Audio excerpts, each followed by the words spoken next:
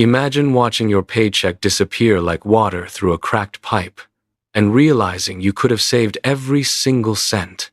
That feeling of panic when you open your bank app and see a trail of tiny charges you never noticed is what drove me to create a system that stops the leak at its source. 2 years ago, I was drowning in coffee shop bills, impulse app purchases, and hidden fees that added up to more than $1,000 a month. Even though I was earning a decent salary, I felt powerless, like I was constantly fighting an invisible enemy that knew all my weak spots. Then I decided to map every single transaction, to expose the hidden drains, and to build a framework that forces every peso to have a purpose.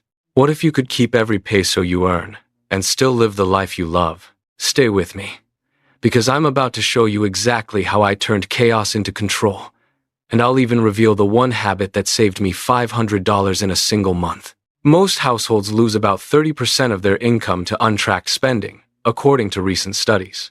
That's money that could be going towards savings, investments, or experiences that truly matter. The solution I developed is called the Zero Unnecessary Spending System, or ZUS for short. It is a 4-step framework that turns every dollar into a deliberate decision, eliminating waste before it even happens. In the next few minutes, I'll walk you through the first 2 pillars, show you the tools I use, and give you a cheat sheet you can copy today. Listos? Let's dive in. The first pillar is what I call the zero-base audit. Think of it as cleaning a cluttered room before you try to redecorate. You can't decide where to place new furniture if the floor is covered in junk.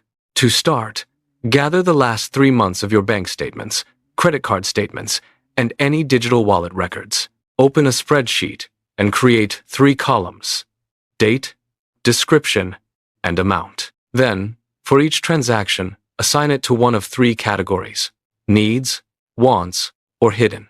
Needs are things like rent, utilities, groceries, and transportation. Wants cover dining out, streaming services, and hobbies. Hidden includes subscription renewals you forgot, small fees, and those just-in-case purchases that never get used. As you sort, you'll start to see patterns. Maybe a coffee habit that costs you $50 a month, or a gym membership you never attend that drains another $30. Highlight those leak points in a bright color. They are the places you will cut first. Now that you have a clear picture of where the money disappears, the next step is to decide where it should go. That brings us to the intentional allocation matrix, the second pillar. Picture a simple 4-box grid: essentials, savings, growth, and fun.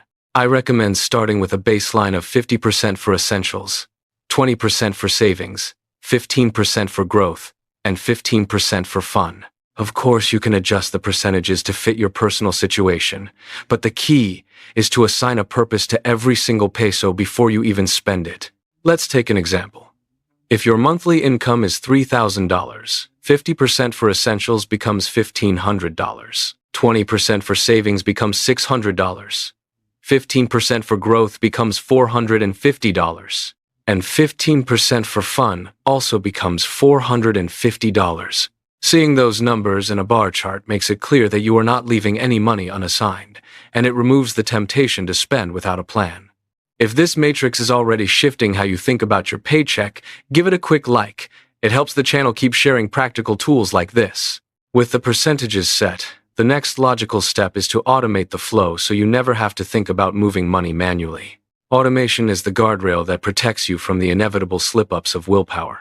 Most banks let you set up automatic transfers on payday, moving the predetermined amounts into separate accounts for savings, growth, and fun. You can also use free budgeting apps that send you alerts when you approach the limit of a discretionary category, or even create a simple workflow that rounds up every purchase to the nearest $10 and deposits the difference into a micro savings account. By establishing hard stops on discretionary spending, you create a safety net that catches overspending before it happens. I once set a cap of $100 on my entertainment budget, and the app would instantly notify me when I was within $10 of that limit, prompting me to pause and reconsider. That tiny nudge saved me more than $200 in a single month. Now that you have a clear audit, a purposeful allocation, and automated guardrails, you're ready to move into the third pillar, which focuses on continuous monitoring and adjustment. The system isn't a set-and-forget recipe. It's a living process that evolves as your income, goals, and lifestyle change. Each month, take 15 minutes to review the previous month's spending report, compare it against your allocation matrix, and tweak the percentages if needed. Maybe you received a raise and can increase your savings portion. Or perhaps you decided to invest more in personal development and shift a bit from fun to growth. The key is to stay engaged, because the moment you stop paying attention, the leaks can return unnoticed. If this approach is opening your eyes to new possibilities, hit subscribe and join the journey, because the best is still ahead. Let's dive deeper into how you can make that monthly review both painless and powerful. First, set a recurring calendar event titled Budget Pulse Check for the same day each month, ideally right after payday when the numbers are fresh in your mind. When the reminder pops up, open the spreadsheet or budgeting app you used for the audit. Look at the total spent in each category and ask yourself 3 simple questions. Did I stay within the target range? Did any unexpected expense pop up? And, most importantly, does each dollar still align with my current priorities? If you notice that your essential category consistently runs a few percent under budget, that's a signal you could reallocate those spare dollars towards savings or growth. Conversely, if your fun expenses regularly exceed the limit, it might be time to either tighten the cap or find lower-cost alternatives that still bring you joy.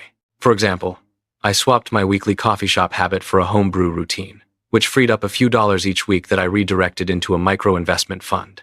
Small shifts like that add up quickly. When an unexpected expense appears, say a car repair or a medical bill, don't panic. The beauty of the matrix is that it includes a buffer zone, often called a rainy day or flex account. I keep a modest percentage of my income in a separate savings account that I only touch for true emergencies. If the buffer is depleted, treat the situation as a temporary adjustment. Pull a small amount from the growth bucket for that month, then plan to replenish it over the next few cycles.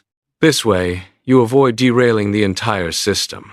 Another habit that reinforces continuous monitoring is the weekly mini-audit. Spend 10 minutes every Sunday scanning your recent transactions. Most budgeting apps let you tag each purchase, so you can quickly see if anything slipped through the cracks. If you spot a subscription you forgot about, cancel it on the spot. If you notice a pattern like frequent small orders from a particular online store, ask yourself whether those purchases truly add value or simply fill a habit loop. By catching these micro-leaks early, you prevent them from snowballing into larger problems. Now, let's talk about the tools that make this monitoring effortless. I rely on a combination of a simple spreadsheet, a free budgeting app, and a few automation tricks. The spreadsheet is where I keep the master view of my allocation matrix, and I use conditional formatting to highlight any category that exceeds its limit. The budgeting app sends me push notifications when I'm within 10% of a discretionary cap, and it also generates a monthly summary that I can export as a CSV. For automation, I set up a Zap that takes the CSV file from my bank, drops it into the spreadsheet, and triggers an email to my inbox with a quick snapshot of the key numbers. This 3-step flow happens without me lifting a finger, leaving me free to focus on the insights rather than the data entry. If you're new to automation, start small. Begin by enabling transaction alerts in your banking app. Most banks let you set thresholds for each account, so you'll get a text or email whenever a purchase exceeds a certain amount. From there, explore free services that can connect your bank to a spreadsheet. The learning curve is minimal, and the payoff in time saved is huge. Once you're comfortable, you can add more sophisticated rules like automatically moving any amount over $100 from checking to a high-interest savings account on the first of each month. A crucial psychological component of continuous monitoring is the feedback loop. When you see the numbers laid out clearly, your brain registers the consequences of each spending decision. This visual feedback creates a natural incentive to stay within the limits you set. To amplify this effect, celebrate small wins. If you stayed under budget for a category for 3 consecutive months, treat yourself with a low-cost reward, perhaps a new book or a home-cooked gourmet meal. Acknowledging progress reinforces the habit and makes the system feel rewarding rather than restrictive. Let's not forget the importance of aligning your budget with your long-term vision. At the start of each quarter, take a step back and ask yourself where you want to be in 12 months, 24 months, or even 5 years. Write down those goals in a journal or a digital note, whether it's buying a house, traveling to a dream destination, or building a side business. Then, map those aspirations onto the growth portion of your matrix. If your goal is to start a freelance venture, allocate a higher percentage to the growth bucket and earmark those funds for courses, software, or marketing.